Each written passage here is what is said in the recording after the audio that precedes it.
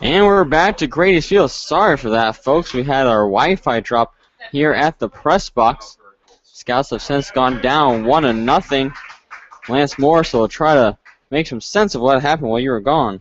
So, to our knowledge, we cut out some time before the bottom of the 6th inning. To recap, the top of the 6th inning, Aaron Auker flew out, as did Kevin Sullivan before him. Then Ross Haffey struck out Silly to end that top of the 6th. In the bottom of the 6th, Levi Gilcrease, Wyatt Hogan, and Jordan Schaefer all flew out. Then in the 7th inning, Jake Shepsky reached with a hit, as that one's just missing inside for a ball. Skanetsky got on with the walk. He's still over at third. Then Luke Devaney reached, he bunted, and then there was an error on the throw by Crawford from the mound, and he is now at second base. So it's flown out to Miles Wright in right field to end the inning. So to recap the 7th inning now that just ended, Skanetsky got on with a walk, Devaney reached with a bunt, and then moved on an error to first.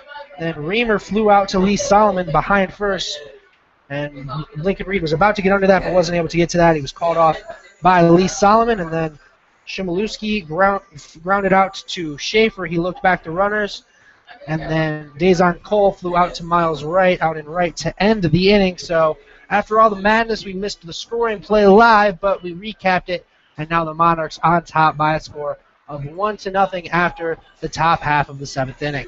So yeah, simple stuff, folks. Monarchs up, 1-0 score as we go to the bottom of the 7th inning. A couple of hits in from the Monarchs, a big costly error on John Crawford. And we had Thomas Wanning warming up at one point. Don't know if he's going to come in next. Still some action out in the bullpen. We'll let you know pitching changes as soon as we know them, but have to figure after a rocky 7th inning, they might be more hesitant in going back to Johnny Crawford. I think so as well. The Monarchs do leave 2 on, both in scoring position. So that will be the 5th and 6th batters of the day left on by the Monarchs, but they do have a 1-0 score. And the Scouts, through 6 innings, have gone 1, 2, 3 each time. It's been absolutely incredible. Yeah, the Scouts have gotten 3 guys on base, but they've all found ways to get out. Zach Wiley got on in the 2nd inning with the walk, and then Lincoln grounded into the double play. And Levi got on with a hit. That was back in the 3rd inning. And then Wyatt Hogan hit into a fielder's choice that got Levi out, and Wyatt was safe over at first. And then Schaefer hit into a double play to end that inning as well. So now Lee Solomon with a bunt attempt, and he's going to be on safely. So a bunt single for Lee Solomon starts off the bottom of the 7th inning, and the Scouts needed a rally. Yeah, the Scouts definitely got to find ways to make things happen. Lee Solomon gets on with the bunt right there, and that'll make Reamer come in and play shallow inside that grass. It's turf, but we'll call it grass for namesake. He's playing in shallow over there at third, so you have to think the bunt's off from Miles unless he just wants to try and sacrifice Lee over to second, which is a viable option with nobody out. Especially since it's been so futile hitting for the Scouts, and they did show a bunt there, but whiffed right by him. They're going to say that was out of the strike zone, so it'll be a ball. So 1-0 now to right. Lee Solomon over there on first base. Again, thank you for bearing with Lance Morris and myself, Terry Lash, up here at Grady's Field as we had some Wi-Fi difficulties. Luckily, we have a MiFi hotspot that we usually just use for road games, and it's like a pitch in there for a strike. Miles Wright, 1-1 to him now. That we pulled out of my bag and try to get the rest of this home game to you guys. Luckily, I remembered we had it. Otherwise, we might have just struggled for a while. Good call, Lance Morris, as Lee Solomon sits at first base. No outs here. Bottom 7, 1-0 Monarchs. That one's outside for a ball. 2-1 now to Miles Wright. Solomon does lead the team in steals, as Jake Picard is still on the mound, as that bunt attempt goes for a strike. So now 2-2. We won't see a bunt from Miles. Or will we? I don't think so. And before today, the most Picada threw was 5 1/3. So by far the longest outing of the year so far for Jake Picada already threw 6, and here in the 7th inning. Only giving up 2 hits and 1 walk as Solomon is going, and he's going to be caught. So caught stealing is Lee Solomon for the 4th time this year as a good pickoff attempt. Yeah, it was a good pickoff attempt, but he stepped at him. Why would you try and then steal? Well, Lee Solomon's down. That's the reason the Scouts are down in this game. When you finally get guys on, you can't make mistakes like that. And 2-2 at the plate for Miles Wright.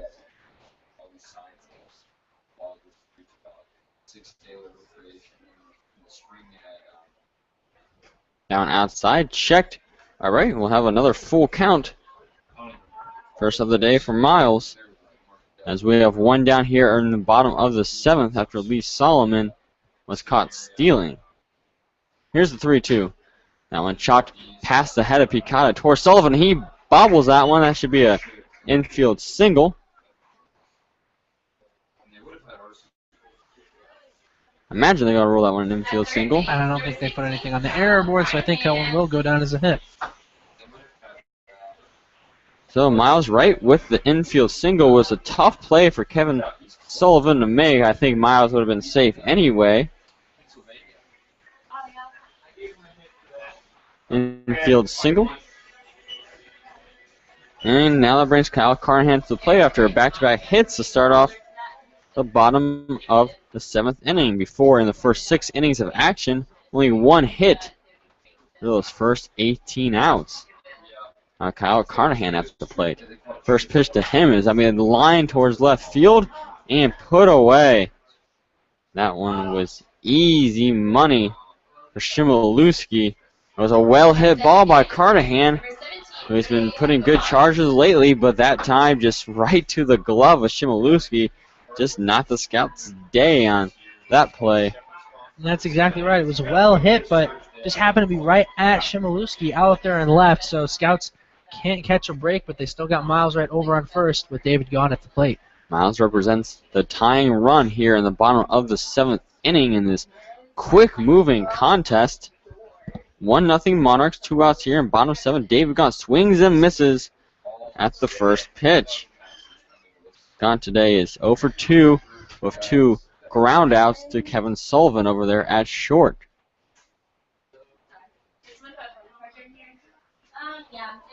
So here comes the 0-1, and that one's checked. And was able to hold up, so 1-1 now to Gaunt, who's even.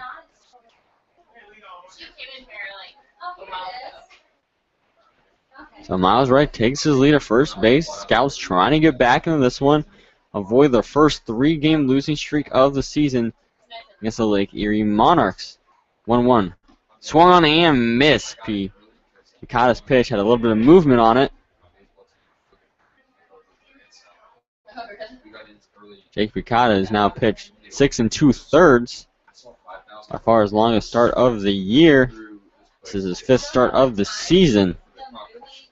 Checks at Miles right at first, and that one's going to be fouled backwards. Picada had a 6.05 ERA coming into today's contest, an 0-2 record.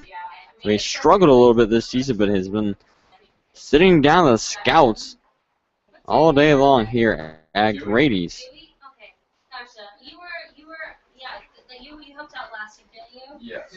And here comes the 1-2. Miles Wright still out first base. Here he comes to Gaunt. That was swung on and missed, and that'll do it for the 7th inning. So a couple of singles for the Scouts. And they can't be helped as David Gaunt goes down swinging, and the first runner left on base of the day for the Xenia Scouts. So through 7, Scouts just can't find a way to get anything on the board.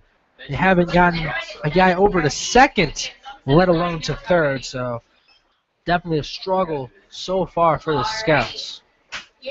So Thomas Wanning now coming into the game to replace John Crawford, who went 7 innings strong. Gave up 1 run. I don't believe that'll be earned because of the error. Thomas Wanning, sidearm pitcher. He throws from all the way bent down at his waist due to a torn labrum he suffered. It's from Xavier University. answer was C. Good job. All right, the next question is, what 19 So again, another good day for John Crawford. But he goes away trailing. So regardless of what happens, he will not get the victory in this contest. And you just got to feel for John because he comes out, seems like every single time he pitches and puts up great performances, but there's something about him when he gets on the mound and he can't get any run support. And I completely don't remember who this guy was, but I remember we were talking in discipleship a couple weeks ago. There was a pitcher, I think it was for the Phillies a long time ago, that the team was really bad. It was either the Phillies or the Mets. I forget which one. It's the Phillies. It was one of those teams. It was Coach Case telling the story. And Coach Case was telling us a story about there was a guy, and again, completely forget his name, but he was the best pitcher in baseball, and whenever he pitched, it seemed like the team won. And he himself was 29 wins out of the team's 50-something. So the team was like the worst in baseball, but they had the best pitcher in baseball.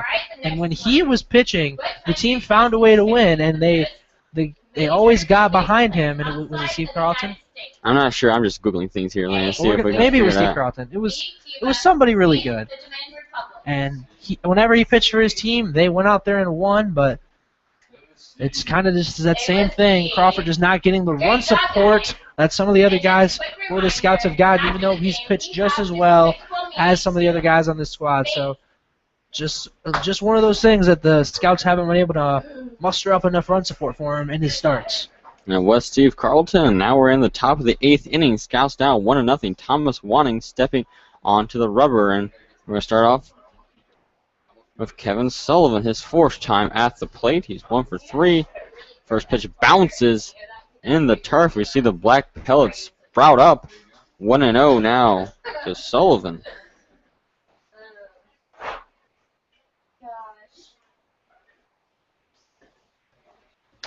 That second pitch misses outside as well. So it's 2-0 now to Sullivan. Here comes the delivery, and that one's outside corner for a strike. Thomas wanting a righty. We saw 7 innings of the lefty, John Crawford, so might mix up these Monarch batters a bit. Here comes the next one. That's going to be grounded foul in front of Lincoln Reed, so it'll be evened up at 2-2. The last time we saw Thomas Wanning, he came in back in the 4th inning against the Joes. That was on Tuesday night, and he gave up a couple hits, gave up a run, and that was all he did in that 1 inning of work. Wanning gets his pitch from Zach Wiley behind the plate, bends over and throws, and that one curves back in and is fouled away. Back towards the Scouts bullpen, we see a couple of guys in there, no one getting worked out yet. Thomas Wanning, as Coach Case has said before, is best when he throws 1 inning. He's a great setup man. He's in that role here in the 8th inning, but the Scouts are down 1-0 against the Lake Erie Monarchs. 2-2 pitch. Here it comes. Fouled away again around the exact same location. So we'll do it up again at 2-2 with no outs here in the top of the 8th. 1-0 Lake Erie Monarchs over the Xenia Scouts.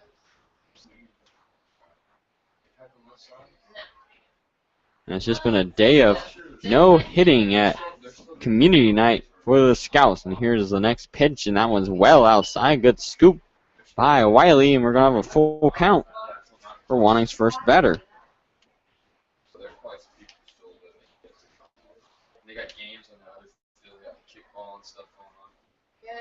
Now, here comes the payoff. That one was outside corner, fouled away again. A long at bat for Kevin Sullivan. Sullivan 1 for 3 on the day, had a nice liner towards Schaefer over at short that Schaefer made a great play on. Otherwise, he would have another hit to his record. So if we'll do it again at a full count, 3-2. Here it comes, and that one's going to be fouled away, and they're all going to about the exact same location. We're running out of balls here soon. Dylan Dolly keeps running to give him out to the home plate umpire, but only so many can be fouled away from Kevin Sullivan. 3-2 for the third time. That one's in there and picked up by Lincoln Reed on the grounder to first base and put away. It's a nice play by Lincoln. Well hit ball to start the 8th inning from Kevin Sullivan. A nice fielding from Lincoln Reed.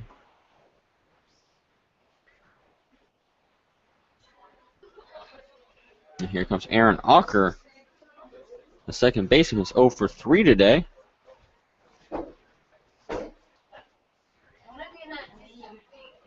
Righty versus righty battle. Here comes the pitch. Inside corner for a strike. Nice break on that one from Wanting. That one started well inside and broke all the way to the inside corner for a strike. Ocker has a trio of flyouts. He's hit it all over the diamond. That one's chopped towards Wanting at the mound, but off of the plate for a foul. Wiley's pointing to in front of the dish, saying that it should have been a ground out. Back to Wanting. The umpire didn't signal it right away. So it's going to be 0-2 to Ocker.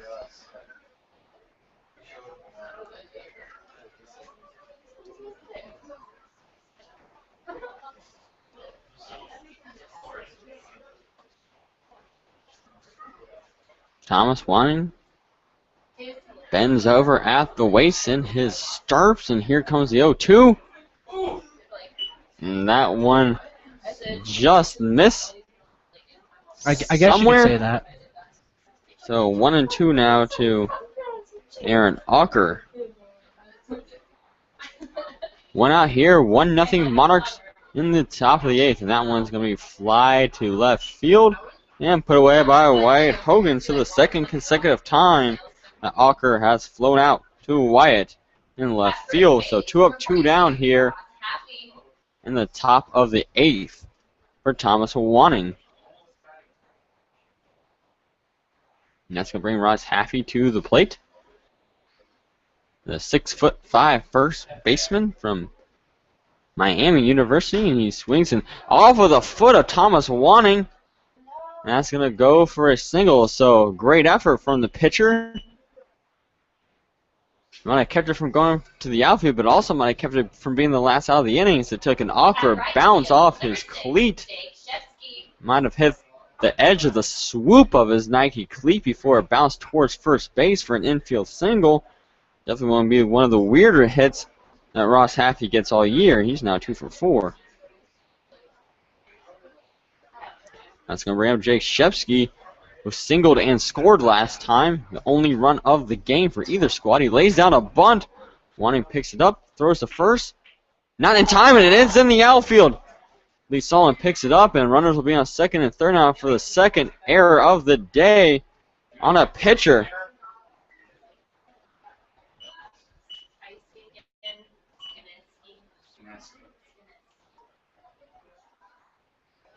So Thomas Wanting with the error. And that was a good laid bunt there by Shepsky. He noticed Carnahan was playing back at third, so even with 2 down, he dropped it down. As that brings out now a meeting from Coach Cates. I think they're going to stick with Wanting, at least for now, as they're just now having, it looks like Joe Chasen out there warming up in the bullpen. So just an unlucky break again for the Scouts as Haffey gets the hit that bounced off of Wanting, and then a bunt that Wanting just couldn't corral after we ruled it as a hit from Shepsky and then advanced on the throwing error. So John Crawford with an error back in the 7th inning. Now in the top of the 8th, Thomas Wanting with an error on the mound. Just haven't been able to find the glove of Lincoln Reed these last 2 innings, and that's put the Scouts in a bit of a predicament. Had the only run of the game crossed because of that last inning, and now has 2 runners in scoring position at second and third with Ross Haffey and Jake Shepsky. Wanting came out of this inning strong, got the first 2 batters out, and now will be facing Mark Skanesny to try to get out of it. And Skanesny flies to out of play for a foul ball. Flies to out of play. Work with me here, Lance. 0-2 with 1 walk to Skanesny.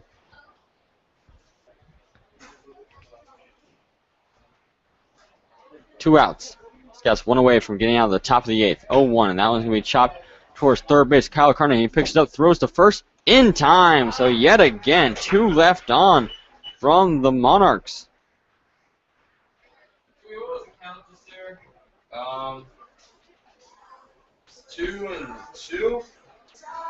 It was a 1-0 count to Mark Konechny before he grounded out to third base.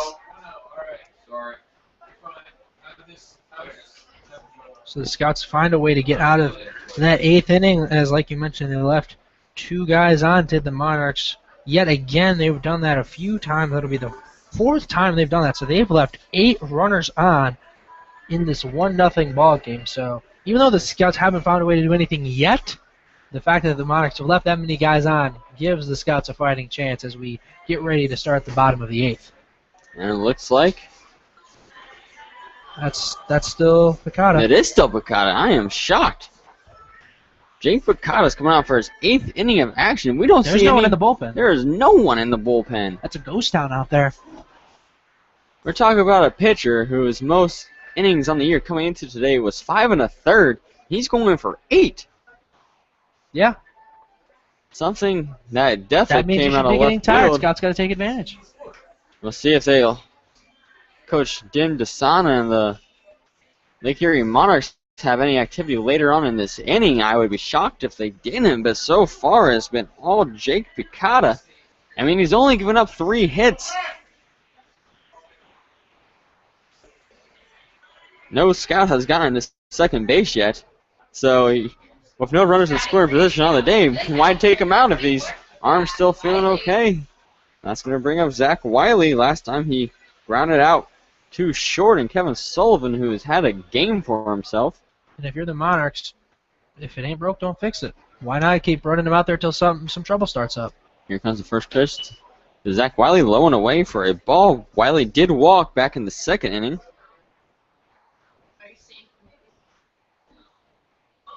Here comes the 1-0. In there for a strike, so now 1-1 to Zach.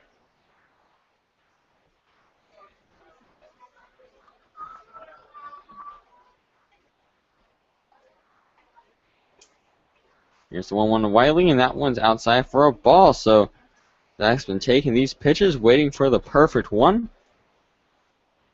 Lights on here at Grady's Field. That one's going to be chopped over towards third base and put away in time to Haffey. So 1 up, 1 down. Seems like we've been saying that all game long as Reamer easily throws out Zach Wiley. That's because we have been saying it all game long, Terry. It's not that it just feels like it. It's been that kind of game for the Scouts. They've gone 3 up, 3 down. Not once, not twice, not 3 times, but 4 times. Yeah, 5 times. Well, one time it was when they got a hit.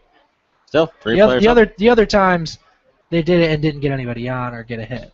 So it looks different in my book. That's how I said it the way I did. All right, still 5 times as Lincoln Ring hits it towards second base, and Alker will put him away. So 2 up, 2 down now. Playing at center field, number 6. And now Levi Gilcrease will step to the dish. Trying to get something going here in the bottom of the 8th inning. It's a 1-0 score. The Lake Erie Monarchs lead the Xenia Scouts. Scouts have been 3 hit by Jake Picada, who is still on the rubber, about to finish his 8th inning of work. First pitch low for a ball.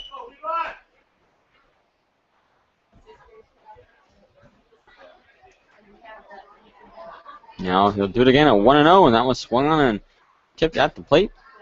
1-1 to Levi Gilcrease.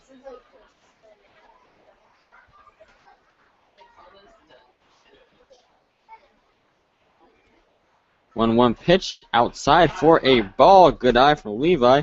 3rd on the team in walks on the year. Although he leads the team with strikeouts with more than 20. 24 strikeouts on the year, 10 walks. Here comes the next pitch, and that one is a bit low. So 3-1 to Levi Gilcrease.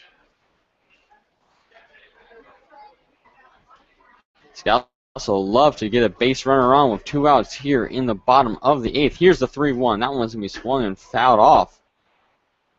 So we'll do it at a full count.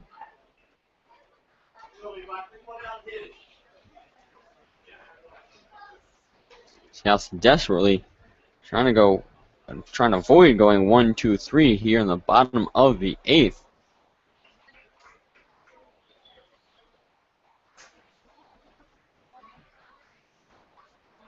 Here's the payoff. Outside, and they will get a base runner on. Good at bat from Levi Gilcrease. He's 1 for 2 today with a walk.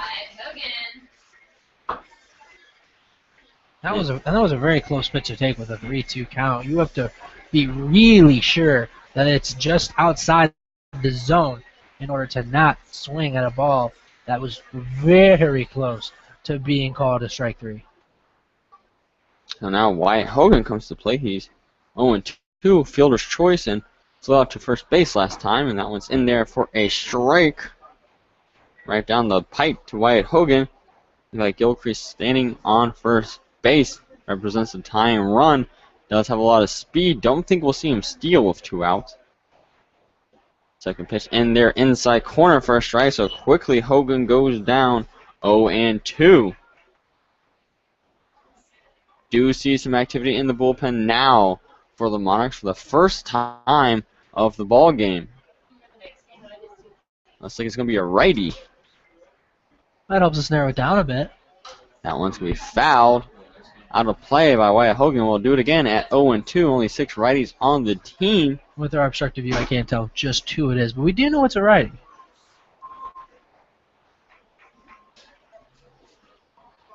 Levi Gilcrease standing on first base.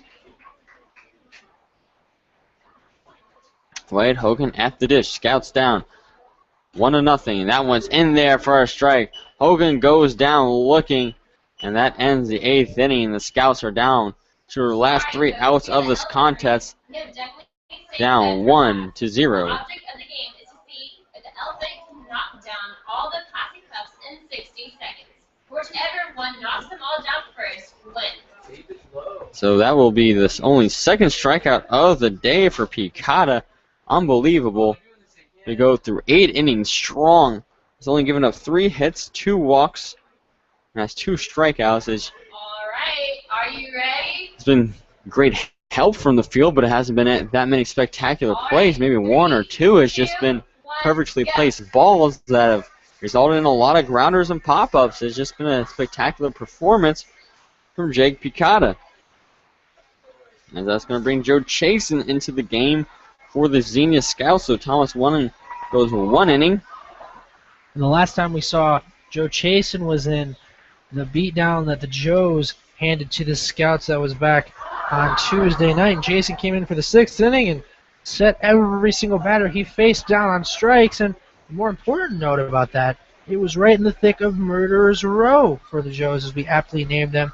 Andy Young, Jake Zimmerman, and Hunter Owen all went down on strikes. So now we'll have the 9-1-2 batters here. Excuse me, we'll have the 7-8-9 batters here. I was looking on the wrong side of my scorebook. As Luke DeVenny will be coming up to the plate, and he's 2 for 3 today. After him, it'll be J.R. Reamer and Dan Shimolewski, the left fielder from Michigan State. Little Big Ten representation for the Lake Erie Monarchs. The Spartan Pride, as neither of those 2 players, Reamer or Shimolewski, have hits in this contest. They're 0 for 5 combined. Reamer does have a walk. That was back in the 5th inning. So the big out now will be the designated hitter from Eastern Michigan, the Eagle, Luke DeVenny, who is 2 for 3. Sammy Stevens comes in as a pinch hitter. So Sammy Stevens will come in for DeVenny. Bit of a surprise to see, as DeVenny was 2 for 3 in the contest, but it'll be Sammy Stevens, the catcher.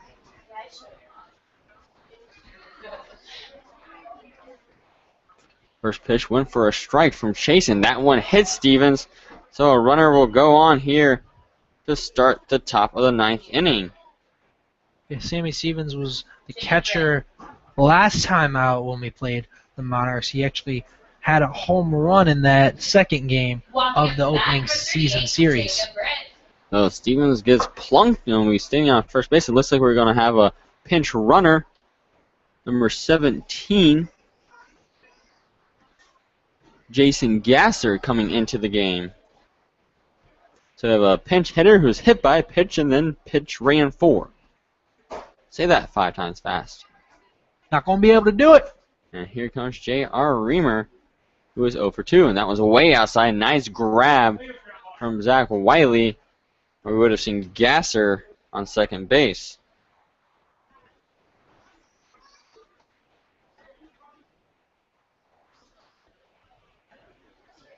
Here again, way outside from Chasen on that delivery. Now 2-0.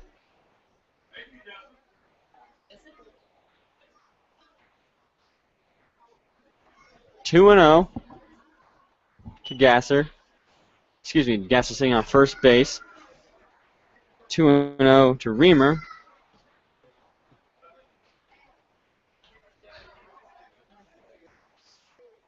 Third baseman from Northwestern looking for his first hit of the day. Here comes that 2-0. And that one's outside again, so 3-0 now to J.R. Reamer. And so far, Chasen hasn't even thrown something near the strike zone. So as dominant as he was in his last outing, he struggled in the first two batters here. And that one outside corner for a strike. I'm surprised that was called a strike. And that's a little outside. Definitely broke outside, and almost thought it crossed the plate first before it broke. Now 3-1. That one well outside, so that's going to be a hit by a pitch and a walk to start off the outing for Joe Chasen. Playing at left field, number 10, Dan Chmielewski.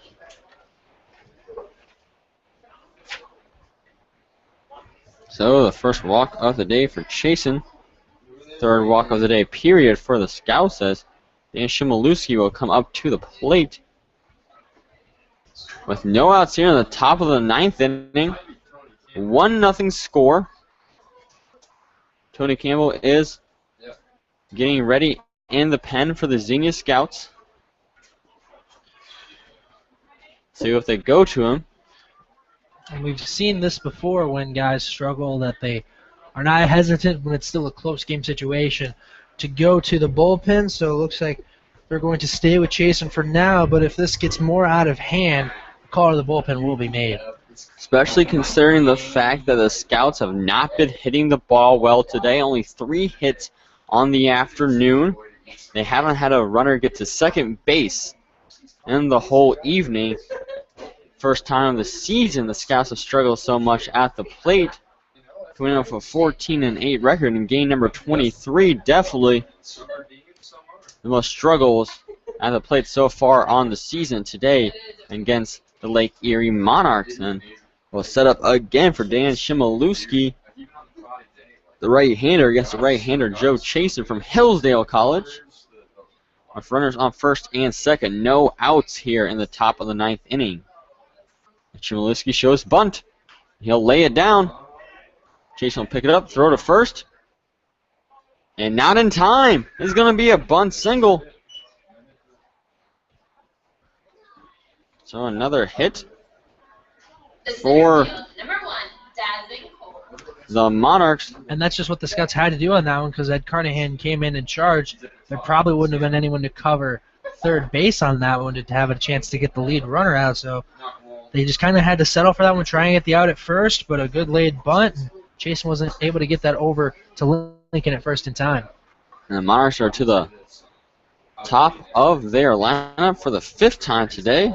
As Dazon Cole, the center fielder from Central Michigan, the Chippewa, is at the plate. He came in the day batting .409, 0 for 4 today.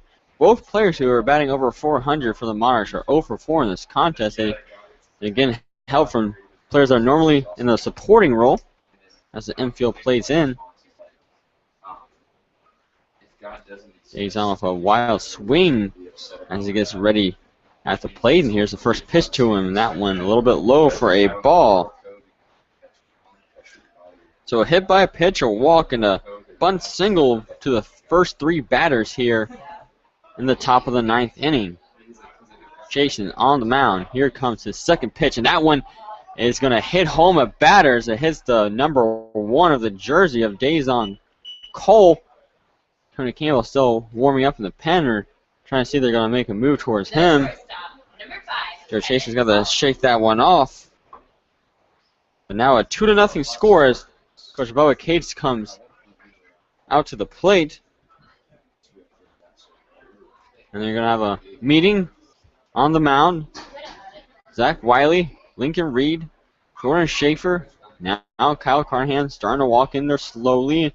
We saw him join them as well. And Tony Campbell will come into the game.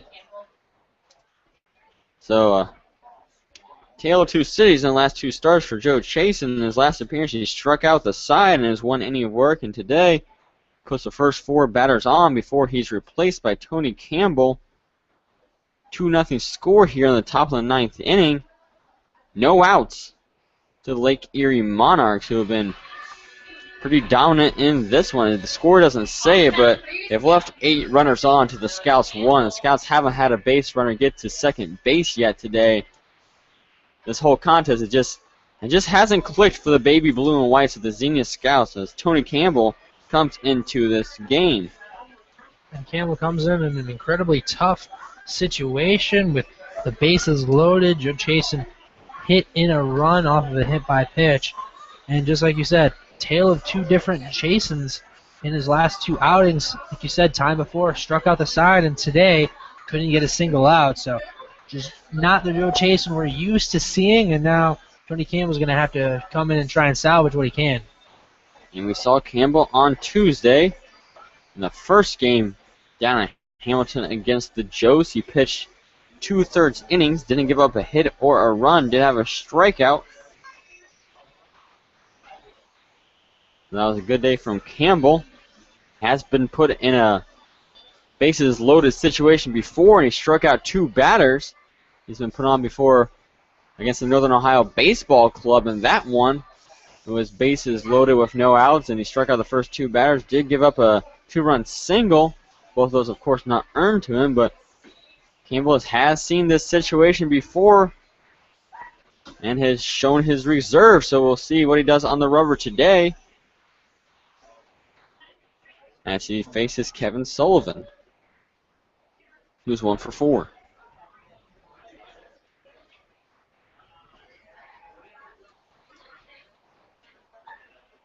So bases chalked here in the top of the 9th, 2-0. Lake Erie Monarchs and Xenia Scouts as Zach Wiley goes out to say a few words to Tony Campbell of encouragement before we get things rolling again here in the top of the 9th. This is a 0-0 ball game until the 7th inning. An error on John Crawford.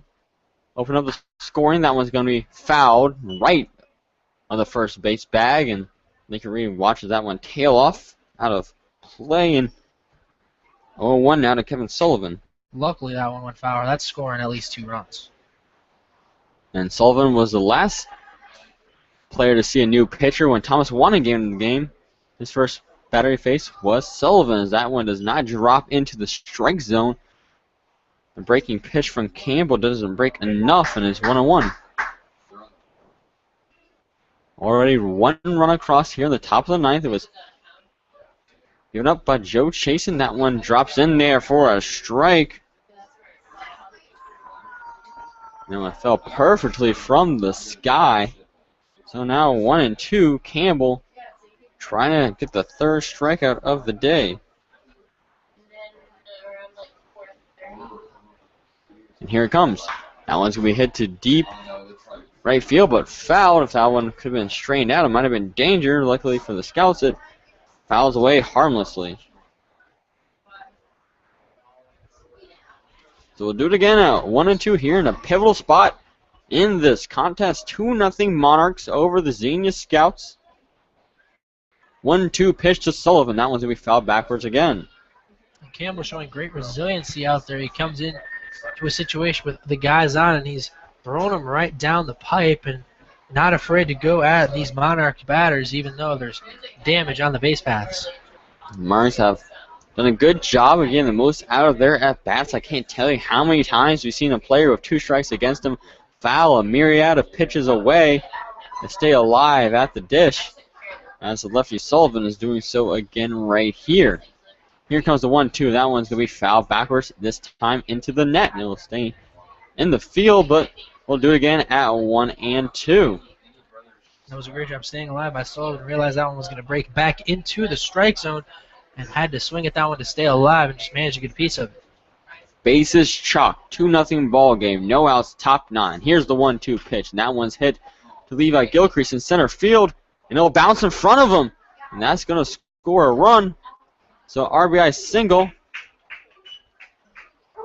As looks like, oh, it might have been misplayed by Gilcrease. I thought he might have been able to get under it. But drops for a bloop single regardless, and it makes it a 3-0 ball game. And I think that's the issue with Levi having such a great arm. He was ready to plan that one out. I think he let that one drop on purpose because he felt like he could get the out at the plate anyway when he could have just had a chance for 2. First pitch to Ocker in there for a strike. So now a 3-0 ball game with bases loaded still. No outs here in the top of the 9th. That run credited to Joe Chasen. That pitch misses for a ball. 1-1 now, evened up to Ocker.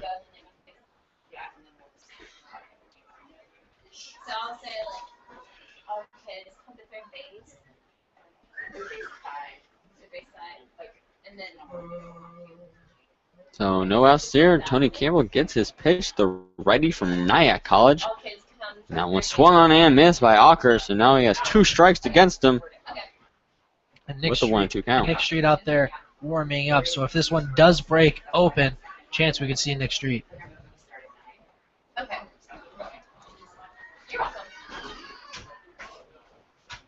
Here comes the next pitch. That one is tipped backwards. 1-2 will do it again to Aaron Ocker, Blue Raider from Middle Tennessee State. Again, the Scouts trying to get their first out here in the top of the 9th inning. Here comes the pitch. That one's hit towards Carnahan at third. He throws home. Smart play, and then we're going to throw to first. And no, they won't. It's faked. Pump fake from Zach Wiley, but a nice play by Kyle Carnahan. I think instinct would have told him to step on third base bad, but he kept his head, threw home for the force out.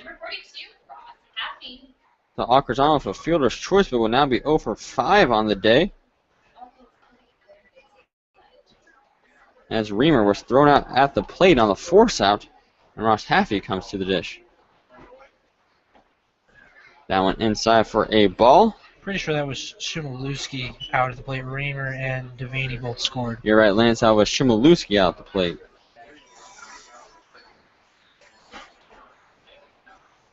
So 1 down now. Double play ball is set up for Tony Campbell.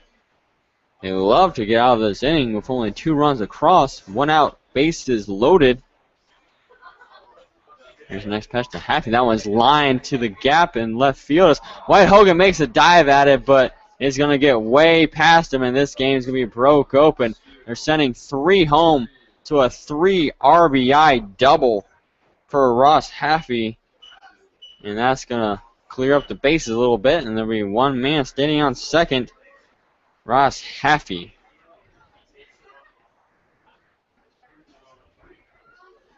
Just like you said, broke open this game with 3 runs off of that swing, makes it 6-0 in favor of the Monarchs.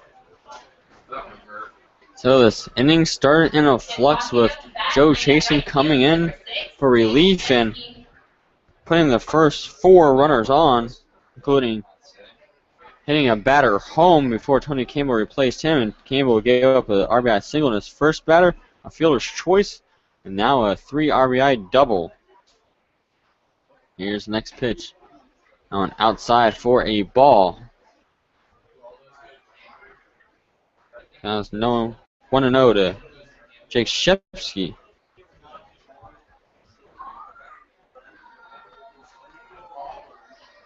Here's the 1-0 pitch. That one inside corner for a strike. 1-1.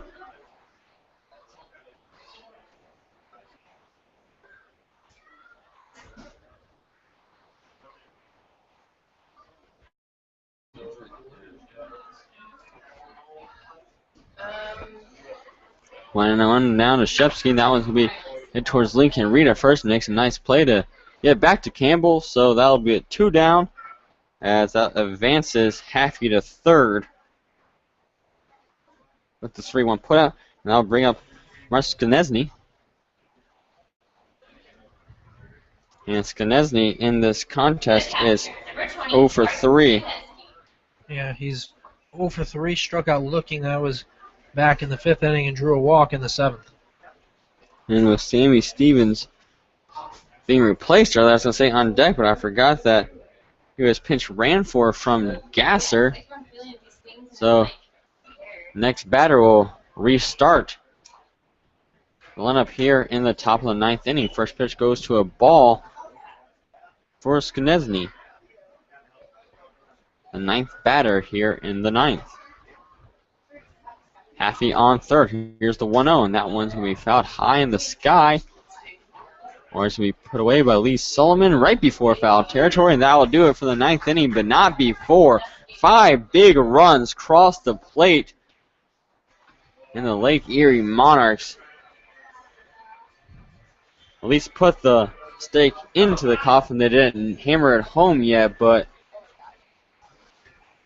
all signs point to demise for the Scouts as they're going to have to plate 6 runs here in the bottom of the 9th inning to send it to extras at bare minimum, and they only have 3 hits on the contest and haven't had a runner get to second base yet. And you hit it right on the head with that. Haven't had a runner to second base, so haven't had a runner in scoring position all game long. You're literally not going to win any games if you can't get people in scoring position, because you can't win if you can't score. And Jake Picata will not come out for the last inning of action. We're wondering if they're going to try to play him a complete game. It'll be Richard Forden, another lefty. That's one of the 6'3" variety. Or actually, he's going to be righty. On the website, he's listed as a lefty, but he's throwing right. He's from Northwestern University. They just wanted to make it look like they had more lefties than they actually do. Well, they have enough. And he's from Flossmoor, Illinois. A 6'3", 225-pound sophomore, a Wildcat from Northwestern. Second Northwestern player on the team that we've seen. J.R. Reamer standing at third base is the other one. And the Scouts need a whole lot of help here in the bottom of the 9th inning. Lance, who's going to try to start that help? And coming up for the Scouts, it'll go 9-1-2. It'll be led off by Jordan Schaefer. He's 0 for 2 today. Then it'll be Lee Solomon. He reached on a bunt back in the 7th inning, was later caught stealing, so he's 1 for 3 on the day.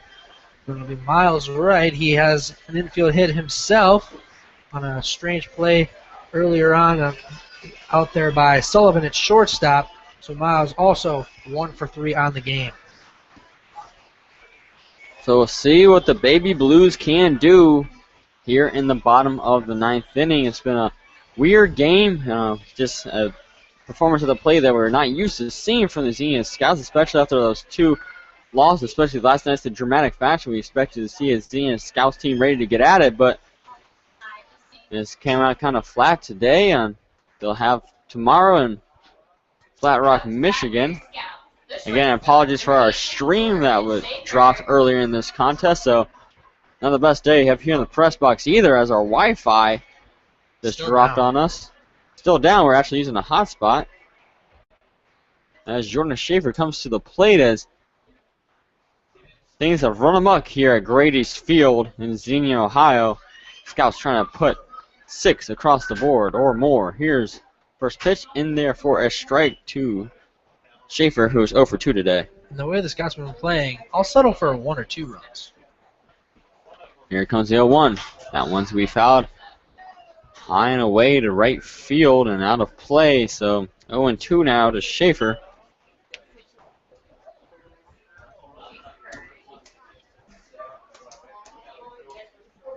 Here comes the 0-2. That was low in the turf. 1-2 now to the shortstop from Louisiana. Looked like you wanted to blow that one right by Schaefer, but tried to put too much on as that one nailed the turf. And here comes Forden's delivery. That one is in there for a strike. Now, like I said, he got inside corner. And that's going to sit Schaefer. And the way the Scouts have played today, you're not going to get the benefit of any close calls. We've seen that all game long, so you can't take ones that are too close, and that's what happened with Schaefer on that at-bat. So that's the third strikeout of the day. Picard only had 2 through 8 innings, but he only gave up 3 hits, so I think that definitely makes up for it. Lee Solomon coming up for the 4th time today, and that one's low in the turf. 1-0 to Lee, who got on with a bunt single last time, and then was caught stealing. Here's the 1-0, and that one in there for a strike. 1-1 to Lee. Scouts down 6-0, 1 out here in the bottom of the 9th inning. Scouts on their last lifeline.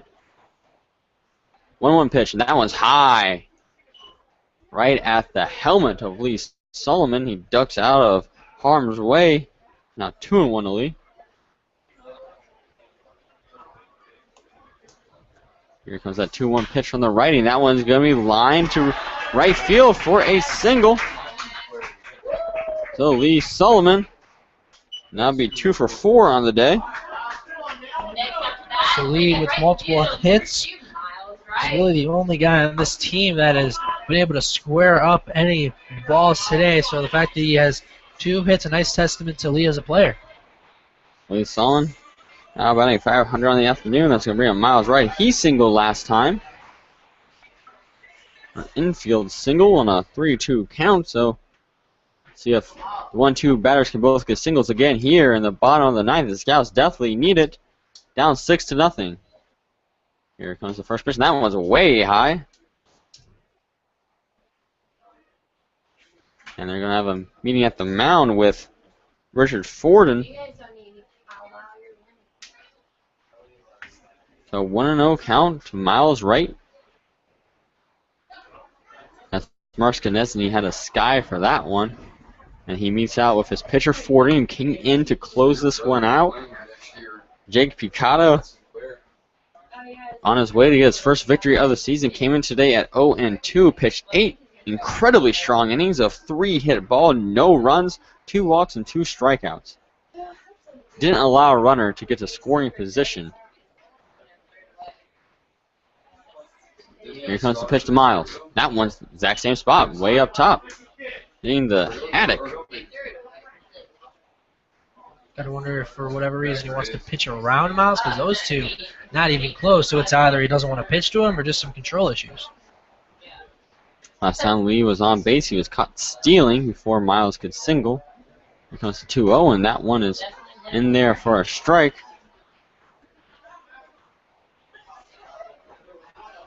It's 2-1 now to the right fielder from St. Edwards, originally from Katy Taylor High School. Miles right, Lee Solomon gets his lead. Just look at Forden. Here comes the pitch. And that one a bit low, now 3-1 to Miles. Great eye on that one. That one looked like it could have just been at the knees, but apparently just broke off near the end. So great job holding up on that one to make it a 3-1 count. Scouts hasn't had 2 runners on in this game, obviously, if they haven't had a runner in scoring position. Here comes the 3-1, and that one is inside. So it'll be the first time of the game the Scouts get a runner in scoring position as the walk to Miles right puts him on first base. And that's going to bring Kyle Carnahan. It's 0-3. He has had some good hits in the contest, but they just seem to be finding the gloves of the outfielders. He's gone to left twice and then to center field and Dazon Cole. So see if Kyle Carnahan can find that green turf. Yeah, Carnahan, like you said, put some nice swings on the ball. Just happened to hit him right at the outfielders. First pitch to Carnahan, in there for a strike. 2 on, 1 out, 6-0 ball game. Scouts trailing here in the bottom of the 9th inning. But Lee Solomon singled on, and then Miles Wright walked on. Start of a rejuvenation. That one's foul behind us, so quickly 0-2 to Carnahan. Carnahan came into the game batting .269, 4th best on the team. He's been batting very well recently. I believe over 400 over the last week. 1-1-1. Here's the count. And that one is fouled away. So now 1-2. 1-2 now to Carnahan. It's just hard to tell because I don't want to give too much attention or get that close back to the end and talk really see. Solomon on second, right on first. Here's the 1-2. That one's in the turf. It's going to be even up at 2 apiece. So I'm trying not to get too close to him yet. But, I mean, like the other day, he asked me to go get out with him and his buddies because they're going to go fishing. And here comes the next pitch. Now it's going to be chopped over towards the third base bag. Solomon's out, and Carnahan's safe on the fielder's choice as it was a errant throw by Reamer on third, and that does take out the lead runner, though, and the speediest player on the team, Lee Solomon. And that was a close play that was grounded towards third, and Reamer stepped on third for the second out of the inning. It looked like Haffey might have applied the tag, but apparently just missed Carnahan, so Carnahan will be safe at first. It's going to bring up David Gott, who's 0 for 3 in this contest. The teammate of Washburn University of Kyle Carnahan, who's sitting on first base right now. First pitch to David, in there on the inside corner for a strike. I know it's not a healthy relationship. It's not. Thank God they took his relationship at all, and she's not loyal to him. Gordon with the 0-1, and that one is flown high into the air, and that looks like it's going to do it. Does he know that I know? And Sullivan puts it away, and that's going to do it for the Scouts. And for the first time this season, they're shut out here at home at Grady's Field. The Monarchs take it to the Baby Blues by a score of 6-0. Lee Solomon will be our player of the game. And just not a whole lot going on for the Scouts in this one. Yeah, it's absolutely right. It's easily the most anemic we've seen the Bats this season. This first time, like you said, they've been shut out. They only mustered up 3 hits to counteract with the Monarchs 10. So a much different outing than the last time when the Monarchs came up here for the first home game of the season when the Scouts shut out the Monarchs. So a little bit of reversal in positions between these two squads since the last time they played right here at Grady's Field. And you got to talk about what a game from Jake Picata. He went 8 innings. That's the most dominant we've seen a pitcher go for that long a period of time this season. Through 23 games now as the Scouts drop to 14-9 on the year and on their first 3-game losing streak of the season. Coach Case will rally up his guys before they pray along the third baseline. And again, it was a heartbreaking loss last night down in Hamilton. 5-4 to the Joes, a game that they led all contests, seemed like they had it in the bag, and then a couple errors, and then a 2-run single finished it off in walk-off fashion. It was the first time the Scouts lost on a walk-off this year. They had a couple walk-off winners, but now today they come back a bit flat. You have to wonder if last night took it out of them, but this is a 6 games and 6-day stretch this weekend for the next few weeks after this one, so you got to keep their nose to the grindstone and come out tomorrow in Flat Rock, a 7-05 first pitch against this same Lake Erie Monarch team. And the shameful thing is, after they lost last night the way they did, Christian said that the guys will be, fired up, ready to play tonight. They're getting tired of losing. This will be the longest losing streak of the season for the Scouts at 3 games. So not a game you'd like to lose, especially in the way that they lost tonight. Last night, they lose on a heartbreaker in the 9th inning. There's only so much you can do. But tonight, they didn't even give themselves a chance in this one. No, and it was a close game, even though it's like you look at the scorebook and it was dominating all through the contest. 8 runners left on going into the 9th inning by the Monarchs. It was a 1-0 ball game, and Joe Chasen came in at top of the 9th and put the first 4 runners on. And then Tony Campbell came in for relief, gave up a couple of hits, and 5 runs come across the plate. So it seemed like a game that the Monarchs were allowing the Scouts to just be a part of the whole time. So even though nothing was going right for the Scouts, you just had that feeling that they could come back until that dagger was put in their hearts in the top of the 9th inning. Yeah, it was really helpful for them that the Monarchs left 8 guys on base coming into that 9th inning, and then in the 9th inning they They just broke it open. There's no other way to put it. Joe Chasen didn't look good. He hit Devaney and then, or actually hit Stevens, who came in to replace Devaney. Then Reamer walked, and then Shimaluski laid down a bunt, and then Cole was hit by a pitch that brought in a run. Sullivan gets himself an RBI. Walker reaches on a fielder's choice. Then Haffey came up with a 3 RBI double, and that was all she wrote. The Scouts, just like I said, didn't give themselves a chance. Only 3 hits in this ball game. To put that in perspective, Jonathan Bravo had 3 hits on Tuesday. So that's how bad the Scouts' offense was today. And it's been good in games past, but today just wasn't enough for them. So Scouts are relatively shut down by Picada. And it's a tough loss. And it's sad, especially since there's so many in attendance today, since it's family night here and community night, so we had a lot of people to come on and cheer the Scouts. We actually had another ultimate training camp recently, and all those high schoolers who were in attendance came out to support the Scouts as well. And Scouts, they're going to feel bad about this one, and it's the most disappointing loss on the year, performance-wise, I'd say.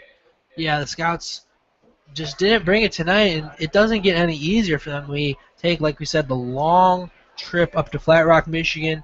Tomorrow we'll probably leave sometime just after noon to get up there in time for the game and get all prepped. But it doesn't stop there. Then we go to Lima on the 4th of July on Saturday before Lima comes here on Sunday, before the Scouts have a chance to rest. I say that in quotations because on Monday we're going to be helping out with another camp here on the Athletes in Action campus. So even when the Scouts aren't on the field, we're always doing something. So no rest for them, and they're going to have to find ways to put some runs on the board, get some things going, because today's just unacceptable for the Scouts after the way they started off this year. You can't let things get out of control the way they did today. It was, like you said, close game all the way through just because of the benefit of Monarchs leaving a lot of guys on, but normally that can't be the case. When teams get that many guys on, they're going to play more than they did, and they really took advantage going into that 9th inning. But tomorrow's always a new day.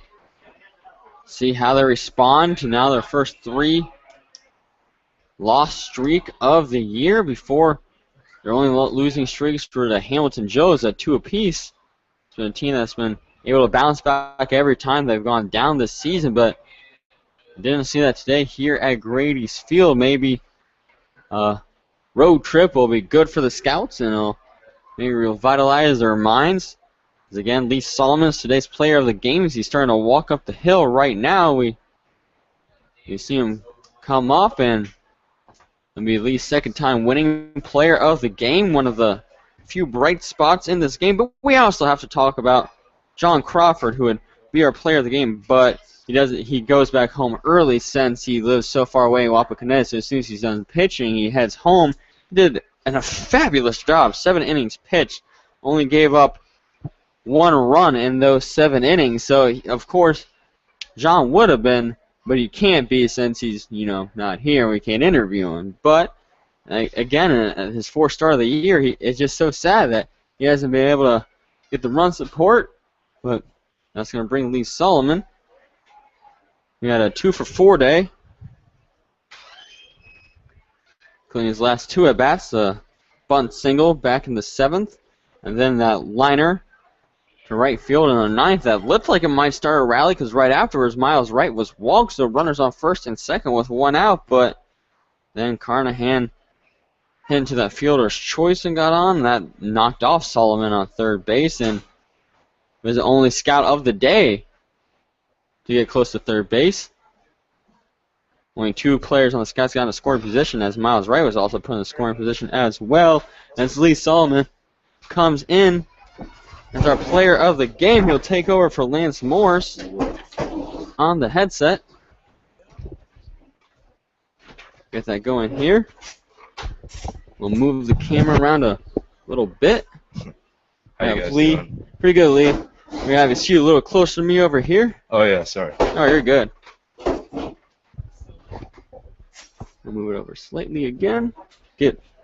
Lance got it.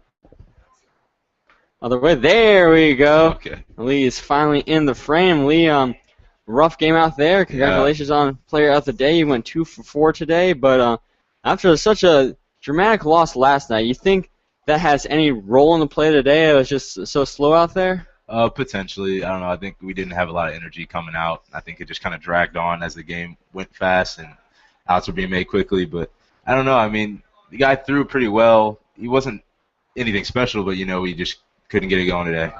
All right, what's it like in the dugout for this game? No one got to second base until you did, all the way in the 9th inning. So what's that like for the morale? Our spirits are still pretty regular, I mean, like, we're not really a team that gets down pretty easily. So we were still up, trying to get something going, trying to stay positive, and we're just kind of like waiting for something to break out, and it didn't happen today. But I don't know. I wouldn't say that we were down at any point in the game. I think we just kind of were surprised at our inability today. What are you thinking in the top of the 9th inning, even though it seemed more lopsided than it was? It was a 1-0 ball game all the way to the top of the 9th, so you guys are right there in it. They left 8 people on, so they allowed you to stay that close in the game, but what's going through your mind is it just seems one thing wrong goes after another in the top of the 9th inning. Yeah, I know. I mean, you go into that inning and you think, let's get 3 outs, let's go back in, let's hit. And, Joe's usually a really reliable guy. Went out there, struggled a little bit, and I mean, that happens. It's going to happen in ball games, but I don't know. It didn't go our way today, and it sucks to think about, but, it's just how it plays out sometimes. You finished 2 for 4. Let's focus on that second hit where you try to start that rally in the bottom of the 9th inning. What are you thinking up there? Yeah, well, they have a 6-run lead. They bring in a guy. He's throwing decently hard, but, in that situation, he's probably just going to pump a lot of fastballs, try and create some contact, so I just try to push it the other way, and got a good piece of it. All right, Lee, congratulations on Player of the Game, your second one. Thanks, man. 2 for 4 performance. Unfortunately, lost for the Scouts, their first 3-game losing streak of the season, but tomorrow's a new day. Yep, hopefully the last 3-game losing streak. Yep, and we'll go to Flat Rock tomorrow and see if they can give a little bit of payback to the same Monarchs team. So, again, thank you to Lee Solomon. Yeah, absolutely. Who did a great today, and he'll you. have the headset back to Lance Morris. Good job, Lee. As Lance Morris gets back on his headset, and Lance, just unfortunate day for the Scouts. That's absolutely right. Like we mentioned, with a limited number of hits, you don't have anyone get in scoring position until the very last inning. It's going to be hard to win ball games, and even in scoring position, it just stopped at second. We're unable to get anyone over to third, so we're unable to get anyone within 90 feet of scoring. You're just not going to win many ball games playing like that. No, you're not. Again, Jay Picado with an unbelievable performance. One of the best pitching performances we've seen this year, if not the best. 8 innings of 3-hit baseball, just fantastic. And then the Scouts, they got a couple of runners on the ninth, but they just couldn't do it after giving up that big 5-run inning. Yeah, he threw awesome today from Picado. He had thrown just under 6 innings in his best start of the year. So for him to go 8 deep and limit the Scouts to just a couple of hits speaks very well to him. And I mentioned before the game, he's not maybe the best pitcher on this team, but very capable. He might skyrocket up to be one of the better pitchers on this team, and we'll have to see what we can expect from him going forward. And Picado gets his first victory of the year. Scouts go down 6-0. I'd like to thank you for watching Lance Morris and myself, Terry Lash. We know he has some technical issues as well. Not our best day up here in the press box, as we had our Wi-Fi go completely down here in the press box. So thank you for staying with us regardless. I want to remind you to keep following us on Twitter, like us on Facebook, and be liking our Instagram pictures, keeping up to date on XeniaScouts.com. Remember, tonight is community night, so if you're in the Xenia area, come on down to the AIA Sports Complex and watch Despicable Me 2, which will be coming on shortly. Scouts do go down in this game, but for Lance Morris and myself, Taylor, I just want to thank you for watching, and be sure to stay tuned in with us tomorrow night at 7:05 as the Scouts take on the same Lake Erie Monarchs. So that's going to do it for us, folks. Good night, and God bless.